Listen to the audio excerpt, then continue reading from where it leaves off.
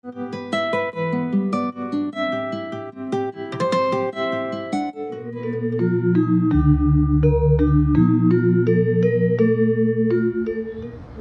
Swiseki Friends, hari ini saya berada di pameran Swiseki di Bali dalam rangka Aspak yang ke-17, dan bersama saya adalah Bapak Johan Lim, seorang penggemar muda dari Indonesia tapi yang prestasinya meroket dan cukup rasanya di saat ini diperhitungkan oleh siapapun juga yang main dalam Swiseki. Pak Johan, di samping Anda ini ada sebuah batu yang sangat menarik. Bapak bisa ceritakan mengenai batu ini? Oke, Pak Budi, batu yang kita lihat ini adalah satu batu landscape yang berupa suatu pegunungan di bagian atas, dan di bagian bawah juga ada suatu goa. Tapi ini ada garis itu seolah-olah terpisah ya. Betul ini sekali. Menggambarkan, dalam pikiran saya ini menggambarkan sebuah dunia yang mengandung unsur yin and yang misalnya begitu. Luar biasa Pak Budi. Jadi ya Pak Budi punya pengetahuan dan penglihatan yang bagus sekali.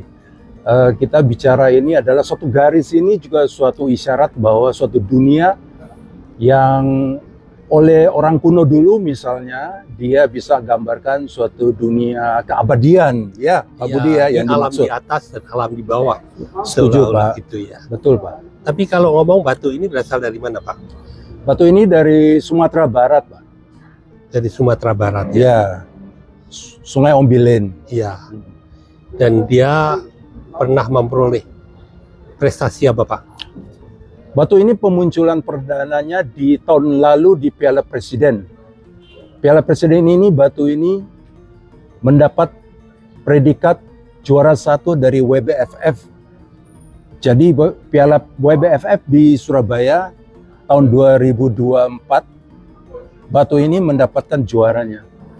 Wah, luar biasa. Ya, jadi perlu kita ketahui kalau Piala WBFF dalam setiap event cuma satu yang diberikan. Dan batu ini mendapatkan predikat juara 1. Dan ini Bapak peroleh udah berapa lama? Sudah cukup lama. Ini batu kurang lebih ada 7 tahun di rumah. Jadi itulah chemistry-nya batu ya. Kadang dia ada satu calling. Kita anggap bahwa Swiseki itu juga suatu perjalanan, bagi saya suatu perjalanan spiritual juga. Iya. Jadi lewat pengalaman dan pendalaman, saya baru bisa menganggap bahwa Swiseki adalah manusianya yang berubah, tetapi batu tidak berubah. Batu adalah ciptaan yang sudah tetap konstan. Nah, manusia adalah kita yang berkesempatan untuk memilikinya, dilihat untuk menyesuaikan sejauh mana kita bisa mengartikan dia dan mengekspos apa yang dimiliki oleh miniatur dari alam ini. Dan kalau melihat desanya juga cukup unik ya. Ini apa yang mendasari Anda untuk membuat desa seperti ini? Pertanyaan Pak Budi sangat bagus. Saya menganggap batu ini harus dikategorikan sebagai suatu bawaan dari kejadian masa lalu yang bersifat lebih klasik. Menggambarkan sesuai dengan judul batu ini adalah The Emperor Mountain. Jadi gunung Baginda Raja. Di sini desa ini disesuaikan dengan kontur bukit perbukitan. Jadi menandakan bahwa ada suatu ketinggian dan bisa digambarkan, dilihat suatu aksen dari aksesori itu adalah seorang baginda. Dan inilah dianggap sebagai suatu simbol dari gunung yang punya makna. Menarik sekali.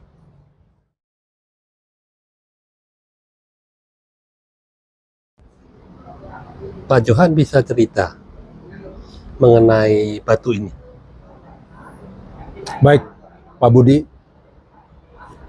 Batu ini adalah panorama landscape Suiseki yang menyerupai suatu panorama di Zhangjiajie, China, di mana landscape-nya adalah secara vertikal seperti pilar, dan kelebihan dari batu ini adalah dia bisa mewakili landscape yang punya formasi unik secara stepping, dan di atasnya dia ada satu gunung. Jadi mewakili Satu floating puncak gitu ya. Betul, mewakili suatu floating landscape. Iya.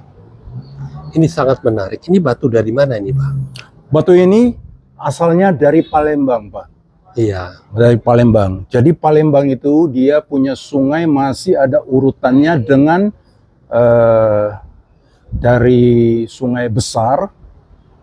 Jadi di Rawamusi ya tepatnya lokasi dapat batu ini. Sangat keras, sangat berat sekali. Jadi dia mewakili suatu pekerjaan alam yang sudah kuno ya, sudah lama sekali berlangsung. Dan ini Bapak dapatkan udah berapa lama, Pak? Ini belum lama, Pak. Ini barang belum lama didapatkan. Dan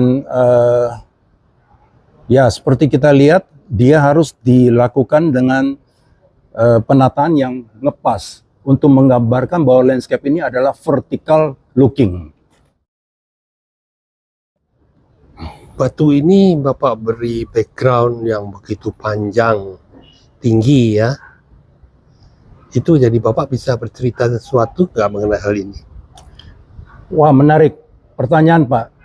Karena inti dari Suiseki juga bahwa kita harus memberi dia suatu poetic name. Jadi ini tentang suatu seni yang kita harus lengkapi. Jadi background ini untuk menandakan bahwa dia memang seperti suatu Pandora. Landscape ini seperti suatu Pandora yang kita namakan avatar.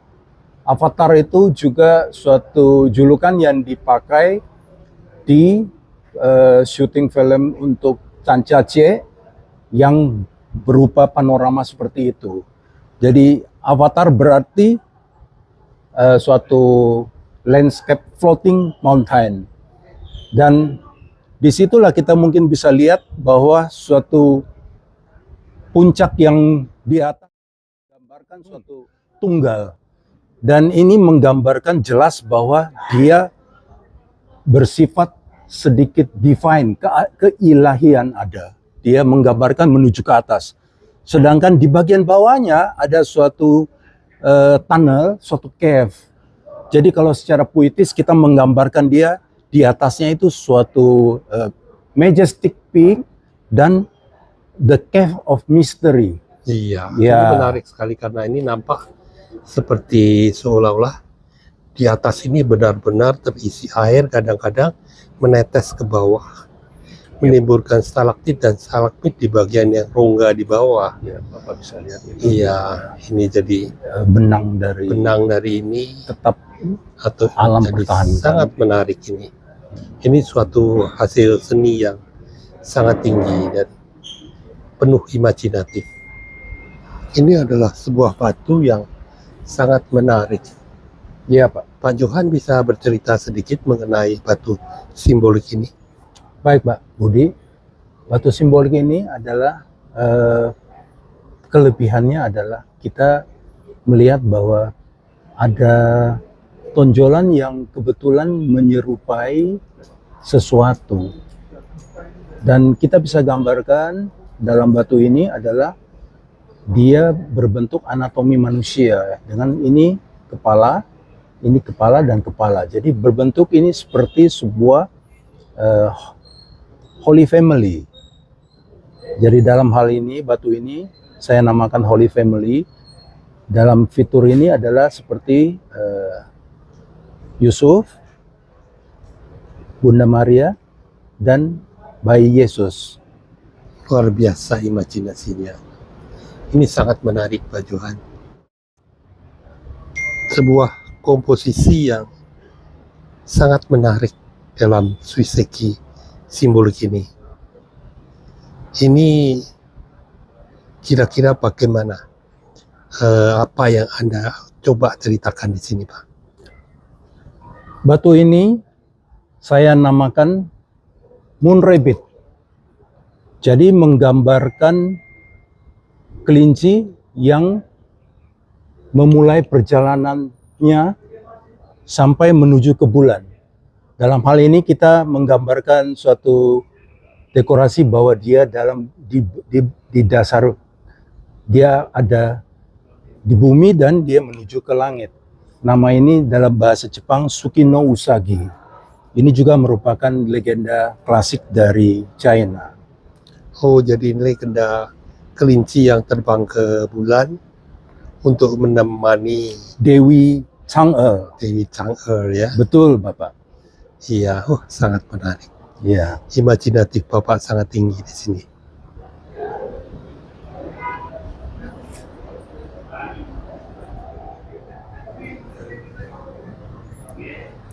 Pak Johan, ini batu yang sangat menarik nih. Dan saya lihat sudah berkali-kali keluar. Tapi tetap sangat menarik bagi saya. Ini batu dari mana, Pak? Baik, Pak Budi. Ini batu dari Sumatera Barat, Pak. Sebuah batu yang saya nilai juga sangat komplit seninya. Ini kita namakan batu ini Doha dalam istilah Jepang. Apa maksudnya, Pak? Doha artinya plateau, suatu daratan yang ujungnya ada suatu gunung. Tetapi kelebihan dari batu ini seperti yang Pak Budi juga bilang, sudah sering kita lihat dan sangat menarik karena dia bukan cuma dataran. Jadi dia juga mengandung stepping. Dia mengandung suatu tingkatan. Nah, dan sangat rata. Nah, kejadian untuk begini ini kan sangat sulit. Ini saya rasa sudah sering mendapat award, Pak ya. Betul, Bapak. Jadi dari Sumatera. Dari Sumatera Barat. Jadi kelebihan ini, model ini adalah salah satu kunci dari kelebihan batu ini adalah dia punya fitur yang sangat spesial, yaitu adalah hitungan dari gunung dan datarannya itu berbanding sangat jauh. Jadi daratannya ini bisa-bisa berbanding 4 kali daripada komposisi dari ukuran gunung. Dan itulah tingkat kesulitannya yang dihargai oleh batu ini. Batu ini kita namakan the land of the rising sun. Jadi tempat matahari terbit. Jadi kita bisa bayangkan bahwa dari ujung itu adalah suatu matahari yang bisa mulai menyingsing ke atas, Pak. Jadi sangat cocok. Baik. Terima kasih Pak Johan. Dan terima kasih atas pencerahan yang diberikan hari ini. Terima kasih Pak Budi. Ya. Terima kasih.